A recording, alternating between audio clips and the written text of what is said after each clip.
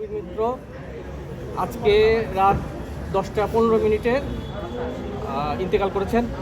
ইন্না লিল্লাহি ওয়া ইন্না ইলাইহি রাজিউন।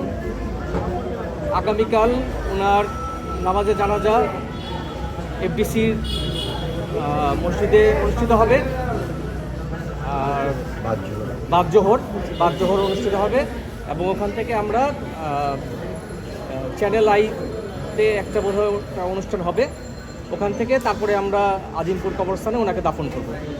আপনারা সবাই ওনার জন্য, ওনার রুহের মাগফিরাতের জন্য দোয়া করবেন। সর্বশেষ কথা হয়েছিল কিনা? আচ্ছা, ওনার বেসিক্যালি ছিল যেটা, সেটা হচ্ছে ওনার আর্থ্রাইটিস ছিল, পায়ের হাঁটাচলা করতে পারতেন না, যেই কারণে ওনাকে বেড রেস্টে থাকতে হতো সারাদিন। এই জন্য ওনার পিছনে শরীরে বেড সোর হয়ে গেছিলো।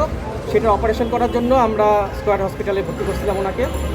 তো অপারেশন হয়ে যাওয়ার পরে উনি হঠাৎ করেই ফুসফুসে সংক্রমণের শিকার হন এবং ইনফেকশন যখন খুব বেড়ে যায় তখন ওনার অক্সিজেন লেভেল অনেক কমে যায়। তারপরে ওনাকে কৃত্রিমভাবে অক্সিজেন দিয়ে ওনাকে ট্রিটমেন্ট দেওয়া হয়েছিল এবং শেষ মুহূর্তে ওনার প্রতিটা অর্গানই আস্তে আস্তে ফেল করছিল এবং লাস্টে ওনার হার্ট ফেল করে এবং উনি মারা যান। সর্বশেষ সেন্সে ছিলেন কখন, মানে কথা বলতে পেরেছিলেন আপনাদের সাথে? সর্বশেষ সেন্সে ছিলেন উনি 4-5 দিন আগে।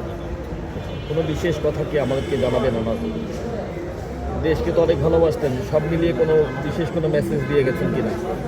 হ্যাঁ, উনি নিজের কাজকে অনেক ভালোবাসতেন এবং উনি চলচ্চিত্র ছাড়া, অভিনয় ছাড়া আর জীবনে কোনো কিছু চিন্তা করেন নাই।